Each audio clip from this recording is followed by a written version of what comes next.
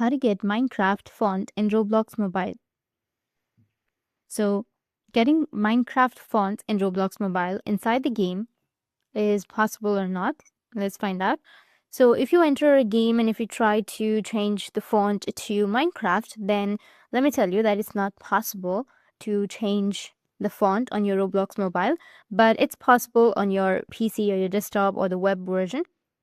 But here in the application or in the Roblox mobile, you won't be able to change that. You can change the font on your phone depending on the phone that you have.